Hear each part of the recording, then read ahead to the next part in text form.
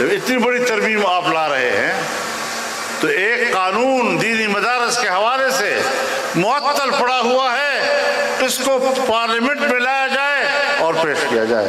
आपने सब चीज़ों पे दस्तखत किए, मदारस के इस बिल पर ऐवान सदर ने दस्तखत क्यों नहीं किया? उस पर दस्तखत करने में आप शरीक नहीं हो रहे, ये क्या है?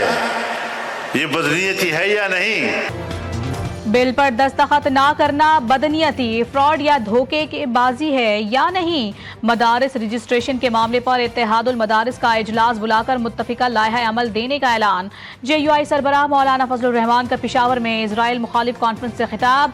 कहा, पहले 26वीं आईनी तरमीम हमसे छुपाई गई। आइन, जमहूरियत, अदलिया और पार्लियामेंट के साथ जो किया जा रहा था हमने उसका रास्ता रोका। मजीद कहा, दीनी मदारिस के बिल का ड्राफ्ट हुकूमत ने तैयार किया। अगर हमने आने का फैसला किया तो तुम्हारी गोलियां खत्म हो जाएंगी, हमारे सीने नहीं। शराफत से रहो, हमसे बड़ा बदमाश कोई नहीं। मौलवियों को लड़वाने की कोशिश ना की जाए। दीनी मदारिस में मदाखलत कबूल नहीं। वज़ीर आज़म शहबाज शरीफ की पार्टी कायद से अहम मुलाकात। मदारिस बिल पर मौलाना फजलुर रहमान के तहफ़्फ़ुज़ात दूर किए जाएं। नवाज शरीफ की वज़ीर आज़म शहबाज शरीफ को हिदायत। वज़ीर आज़म ने बताया, मौलाना फजलुर रहमान को मदारिस बिल पर भी एतमाद में लिया जाएगा। मुल्की मामलात पर हुकूमती इत्तेहादियों से मशावरत एतमाद में लेने पर इत्तफाक।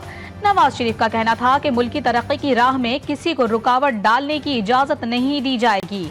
दोनों रहनुमाओं का खवारिज के खिलाफ जाम शहादत नोश करने वालों को खिराज अक़ीदत।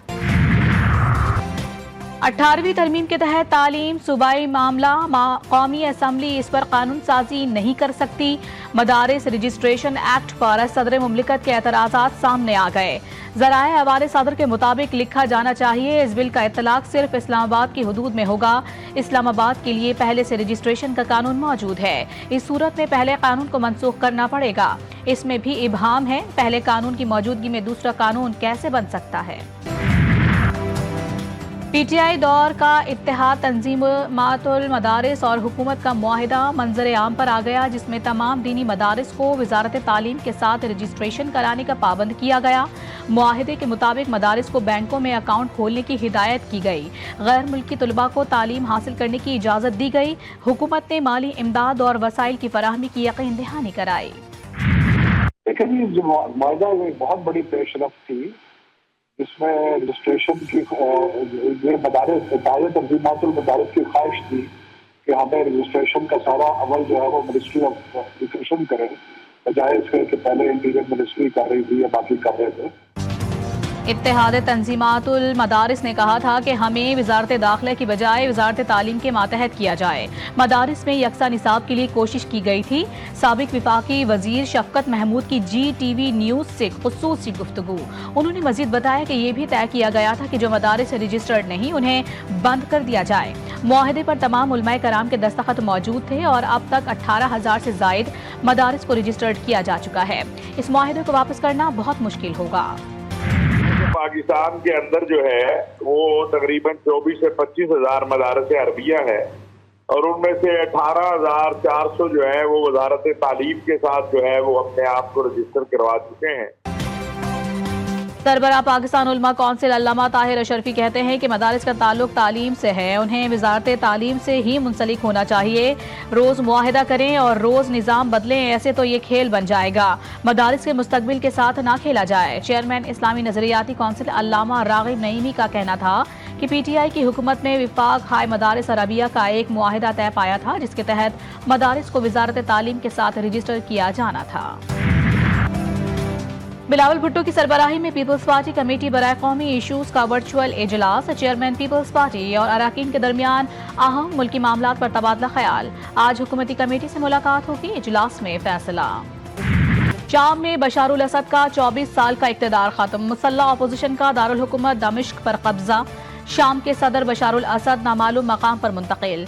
तहरीर शाम के सरबराह अबू मोहम्मद अल जोलानी का कहना था कि दमिश्क में तमाम अपोजिशन फोर्सेस को सरकारी इदारों पर कब्जा करने से मना कर दिया गया। वज़ीर आज़म मोहम्मद गाजी अल जलाली नई हुकूमत के क़याम तक मुल्क का निज़ाम संभालेंगे। शामी वज़ीर आज़म का अपोजिशन से ताउन का ऐलान। कहा वो अपने घर पर हैं और कोशिश है कि सरकारी इदारे अपना काम करते रहें। ڈونلڈ ٹرمپ شام کی صورتحال پر شدید نالا، خانہ جنگی ختم کرانے کے لیے پرعزم۔ نو منتخب صدر کہتے ہیں کہ امریکہ کا شام کی کشیدہ صورتحال سے کوئی لینا دینا نہیں، بہتر ہے امریکی حکومت اس مسئلے سے دور رہے۔ اقتدار سنبھالنے کے بعد امریکہ کی شام جنگ میں مداخلت ختم کر دوں گا۔ امریکی وزارت خارجہ کا کہنا ہے شام میں تصادم کو سلامتی کونسل کے تحت حل کرنے کا وقت آ گیا ہے۔ شام میں رہنے والے تمام پاکستانی محفوظ ہیں، سفارت خانہ زائرین سمیت پھنسے ہوئے پاکستانی طلباء سے رابطے میں ہیں۔ ترجمان دفتر خارجہ نے واضح کیا ہے کہ ابھی تک دمشق ایئرپورٹ بند ہے، سروس بحال ہوتے ہی سفارت خانہ پاکستانیوں کی واپسی کے لیے تمام تر سہولیات فراہم کرے گا۔ شام میں پاکستان کا سفارت خانہ پاکستانی شہریوں کی مدد کے لیے کھلا رہے گا۔ نیتن یاہو نے بشار حکومت کے سقوط کو اسرائیل کے لیے ایک سنگ میل قرار دے دیا۔ اسرائیلی وزیر اعظم کا کہنا ہے کہ مشرق وسطیٰ کے لیے آج تاریخی دن ہے۔ شام میں انقلاب اسرائیل کے حزب اللہ اور ایران کے خلاف سخت حملوں کا نتیجہ ہے۔ بشار حکومت کی اسرائیل کے خلاف مزاحمتی محاذ میں مرکزی حیثیت تھی۔ نیتن یاہو کا شام کے سرحدی علاقے اسرائیلی قبضے میں کرنے اور وہاں ایک ملٹری زون قائم کرنے کا اعلان۔ غزہ میں صہیونی مظالم جاری، مسلسل حملوں میں غزہ میں شہداء کی تعداد 44,612 تک پہنچ گئی، 1 لاکھ سے زائد زخمی، لاکھوں فلسطینی بے گھر، رہائشی عمارتیں، اسکولز، پناہ گزین کیمپ اور اسپتال بھی صہیونی درندگی کا شکار۔ فلسطینی کو علاج کی سہولتیں بھی نہ مل سکیں۔ حماس کے جوابی حملوں نے نام نہاد جدید صہیونی فوج کی نیندیں اڑا دیں۔ اسرائیلی حکام کی حماس کے حملوں میں ہونے والے نقصانات کو چھپانے کی کوششیں۔ مغربی کنارے کے علاقے الخلیل میں تیز رفتار کار کی ٹکر سے 4 اسرائیلی زخمی۔ لبنان میں اسرائیلی حملے جاری، حزب اللہ سے جنگ کے نام پر رہائشی علاقے صہیونی فوج کا نشانہ بنے ہوئے ہیں۔ نام نہاد صہیونی فوج نے عارضی جنگ بندی معاہدے کو بھی توڑ دیا۔ لبنان میں شہداء کی تعداد میں مسلسل اضافہ، حزب اللہ کی جوابی کارروائیوں سے اسرائیلی فوج بھی پریشان۔ وزیر اعلیٰ پنجاب مریم نواز چین پہنچ گئیں۔ پاکستان کے سفیر خلیل ہاشمی اور ان کی اہلیہ نے بیجنگ ایئرپورٹ پر خیر مقدم کیا۔ وزیر اعلیٰ پنجاب کی کمیونسٹ پارٹی آف چائنا کے اعلیٰ سطح کے وفد سے ملاقات۔ مریم نواز کا کہنا تھا کہ پاک چین دوستی بلندی کے انتہا کی طرف گامزن ہے۔ چین کے اشتراک سے پنجاب کو اقتصادی اور معاشی بلندیوں پر لے جانا چاہتے ہیں۔ بانی پی ٹی آئی کی زندگی کو اپنے ہی حواریوں سے خطرات، سینیٹر فیصل وابڈا کی بہادرآباد میں ایم کیو ایم کے رہنماؤں سے ملاقات کے بعد گفتگو، کہا دوستی اور دشمنی کھل کر نبھاتا ہوں، ملک اب روز روز کے دھرنوں اور احتجاج کا متحمل نہیں ہو سکتا، جب تک ہم ساتھ نہیں بیٹھیں گے پاکستان کے مسائل حل نہیں ہوں گے، ہمیں سب سے پہلے سب کا مینڈیٹ تسلیم کرنا ہوگا۔ مصطفیٰ کمال نے کہا کہ پاکستان کو آگے لے کر جانے کے لیے کوئی غیر سیاسی مشترکہ ایجنڈا ہونا چاہیے۔ سول نافرمانی کی جو کال دی گئی وہ ناکام ہو گئی، پاکستان ترقی کر رہا ہے، اسٹاک ایکسچینج زر مبادلہ کے ذخائر میں بھی اضافہ ہوا ہے۔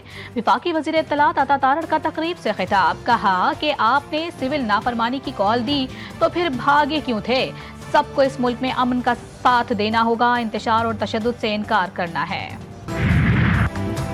سوشل میڈیا پر پروپیگنڈے میں ملوث افراد قانونی گرفت میں آنا شروع، حکومت کی شرانگیزی پھیلانے والوں کے خلاف کارروائیاں تیز، مزید 7 ملزمان کے خلاف مقدمات درج، ملزمان کا تعلق ضلع مظفر گڑھ سے ہے، سخت قانونی کارروائی عمل میں لائی جا رہی ہے۔ مدھو بالا کی آمد، سونیا دنیا سے رخصت، کراچی کے سفاری پارک میں رہائش پذیر ہتھنی اچانک مر گئی۔ ہتھنی گزشتہ روز تک معمول کے مطابق زندگی گزار رہی تھی، موت کی وجوہات معلوم کرنے کے لیے پوسٹ مارٹم کرنے کا فیصلہ، ہاتھیوں کے انکلوژر کو کارڈن آف کر دیا گیا۔ آسمان سے گرتے روئی کے گالے، ہر طرف سفیدی ہی سفیدی، سیاحتی مقام کاغا، ناران اور بابو سر ٹاپ میں برف باری سے حسن دوبالا ہو گیا، پہاڑوں نے برف کی سفید چادر اوڑھ لی، سردی کی شدت بڑھ گئی، اس لیے انتظامیہ کے مطابق برفباری کے باعث ناران روڈ کو سیاحوں کے لیے بند کر دیا گیا۔ ملک بھر میں سرد موسم کے ڈیرے، لاہور، اسلام آباد، کراچی میں سرد ہوائیں چلنے لگیں، شہر قائد میں درجہ حرارت میں مزید کمی ریکارڈ، کلات میں کم سے کم درجہ حرارت -7 اور کوئٹہ میں -2 ڈگری سینٹی گریڈ ریکارڈ، لاہور میں فضائی آلودگی کا خاتمہ۔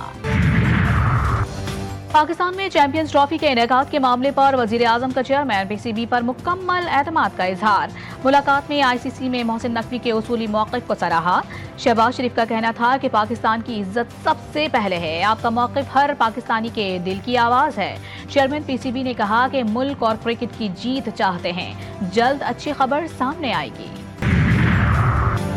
شاہینوں کا پروٹیسٹ سے ٹاکرا، قومی ٹی20 کے اسکواڈ کے ڈربن میں ڈیرے، قومی squad Kingsmead cricket stadium میں بالنگ، بیٹنگ اور فیلڈنگ کی پریکٹس، دونوں ٹیموں کے درمیان 3 ٹی20، 3 ون ڈے اور 3 ٹیسٹ میچوں کی سیریز کھیلی جائے گی۔ ایڈیلیڈ میں بھارت کو پنک بال ٹیسٹ میں شکست، کینگروز نے بھارتی سورماؤں کو 10 وکٹوں سے ہرا دیا، آسٹریلیا نے 19 رنز کا ہدف بغیر کسی نقصان کے حاصل کر لیا، آسٹریلیا کی پہلی اننگ میں 157 رنز کی برتری حاصل کی تھی، بھارتی ٹیم دوسری اننگ میں 175 رنز پر ڈھیر ہو گئی، آسٹریلوی کپتان پیٹ کمنس کی 5 وکٹیں، 5 میچوں کی سیریز 1-1 سے برابر۔ آرٹس کونسل کراچی میں 17ویں عالمی اردو کانفرنس کا چوتھا اور آخری روز دنیا شعر و ادب کی ممتاز شخصیات کی شرکت، سیشن میں اردو فکشن، ترقی پسند تحریک، متحدہ عرب امارات کی دوستی اور تعلیم کی صورتحال جیسے موضوعات پر ماہرین کا اظہار خیال، گورنر سندھ کامران ٹیسوری بطور مہمان خصوصی شریک ہوئے۔